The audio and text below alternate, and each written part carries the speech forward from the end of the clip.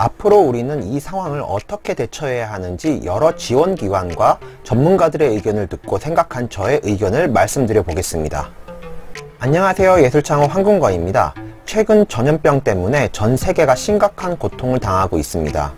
대부분의 인적 교류가 멈춰섰고 인터넷을 활용한 재택근무가 활성화되고 있으며 오프라인보다 온라인 비즈니스 비중이 확대될 것이라고 전문가들은 보고 있습니다.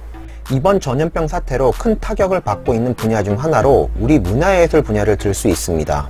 대부분의 전시나 공연이 취소되어 안 그래도 어려운 창작 활동에 찬물을 끼얹고 있습니다.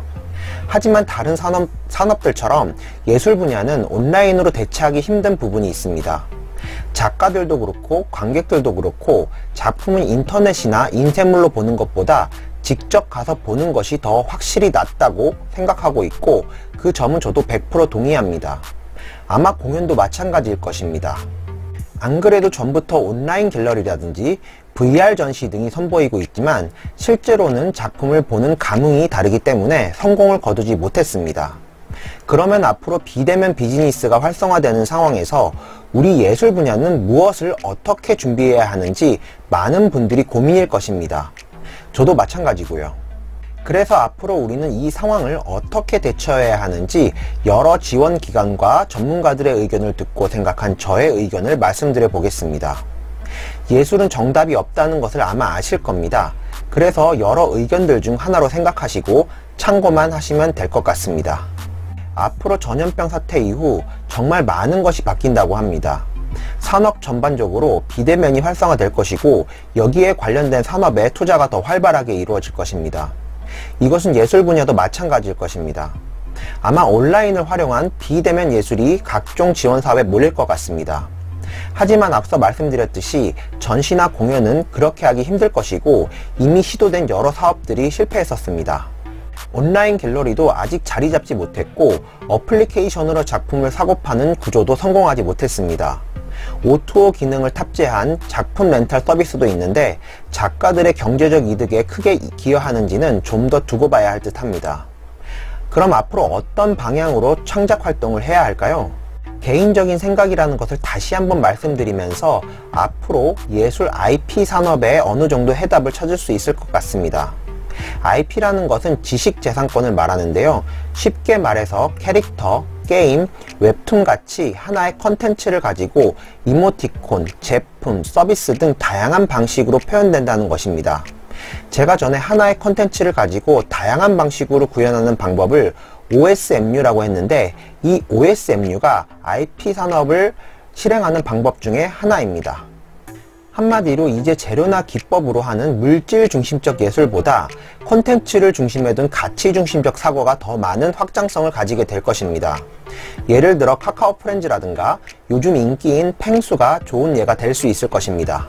하나의 캐릭터 콘텐츠를 가지고 이모티콘에도 적용시킬 수 있으며 금융의 체크카드, 화장품, 빵, 가전제품 등 다양한 방식으로 구현될 수 있으며 자체 생산을 하거나 지식재산권을 가지고 라이센스 계약을 체결해서 수수료를 받는 등의 비즈니스 구조로도 만들 수 있습니다. 그래서 일반 의자보다 마블 캐릭터인 아이언맨이 들어간 의자가 더 비싸고 카카오 프렌즈 라이언이 들어간 가전제품이 더 비싼 이유가 여기에 있습니다. 또한 자이언트 펭수 캐릭터가 들어간 빵이나 아이스크림 케이크, 디즈니 미키마우스 캐릭터가 들어간 주얼리도 마찬가지입니다. 한편 최근 인기를 끌고 있는 웹툰 시장도 보겠습니다. 공중파에서도 유명한 기안84를 시작으로 주호민 작가, 김풍 작가 등 웹툰 콘텐츠를 비롯해서 작가 자신도 하나의 브랜드로서 왕성한 활동을 이어나가고 있습니다. 그리고 네이버 웹툰에 소속된 작가들의 연봉이 수억 원대여서 웹툰 지망생이 늘고 있는 추세이기도 합니다. 이들이 만든 웹툰은 드라마나 영화로 제작되기도 하며 상품 패키지나 광고에 쓰이기도 합니다. 더 나아가 작가 자신도 방송에 출연하는 등 다양한 방식으로 자신과 자신의 콘텐츠를 홍보하고 있습니다. 이런 결과물들로 보아 제가 전에 말씀드린 가치 중심적 사고가 얼마나 유용하게 쓰이는지 여러분들도 이제 이해하실 수 있을 것입니다. 그럼 우리 예술가들은 어떤 식으로 내 작품을 콘텐츠화해서 전시를 하지 않고도 홍보를 하거나 경제적 이득을 창출할 수 있을지 의문이 드실 것입니다. 하지만 이미 예전부터 자신의 작품을 콘텐츠화해서 활약하고 있는 예술가가 있었습니다. 샘 콕스, 무라카미 타카시, 줄리안 오피, 육시먼 작가 등이 기업과의 다양한 콜라보로 유명하며 자체 상품을 만들기도 합니다. 이처럼 앞으로 원작의 감동을 느끼게 하는 오프라인 작품 전시가 위축되고 있는 추세라고 한다면 콘텐츠 기반의 작품을 선보여서 제품이나 서비스 등 다양한 방식으로 풀어보는 것이 어떨까 합니다. 그래서 지식재산권에 대해 리서치하시고 미리 이런 분야를 공부해서 대비하신다면 아마 큰 도움이 되실 거라는 게 제 짧은 소견입니다. 그리고 이런 방향으로 시도해 보시려면 창업을 하시는 것이 굉장히 유리합니다. 여러 지원 사업에 레버리지를 쓸 수 있기 때문입니다. 그리고 아직 대중화되지 않은 작가들이 대부분이기 때문에 기업이 먼저 와서 아트 콜라보를 해보자고 제안하기는 거의 불가능에 가깝습니다. 그러면 누군가 와서 도와주기만을 바라지 말고 내가 직접 시제품을 만들어서 다양한 방식으로 소통해 보는 것이 굉장히 중요합니다. 그렇게 하는 방식은 이미 예전 영상에서 많이 다뤘기 때문에 이전 영상을 참고해 보시면 좋을 듯 합니다. 창업과 관련된 교육을 해주는 사업은 경쟁이 치열하지 않고 사업 기획서 쓰는 방법이나 유통을 하는 방법 등도 가르쳐 주기 때문에 지원해서 들어보시고 이것을 기반으로 시제품 제작 지원 사업부터 차근차근 시도해 본다면 어떨까 합니다. 그 다음은 예비 창업 지원 사업, 상품 개발 및 유통 지원 사업, 3년 미만의 초기 창업 지원 사업 순으로 지원해 보시면 됩니다. 예술은 꼭 배가 고파야만 되는 것이 아니라고 생각합니다. 역사적으로만 봐도 전쟁과 기아로 고통받는 시대보다 태평성대를 누린 시대에 문화예술이 더 많이 발전됐듯 경제적으로 안정이 되어야만 멋진 창작 활동이 가능하다고 생각합니다.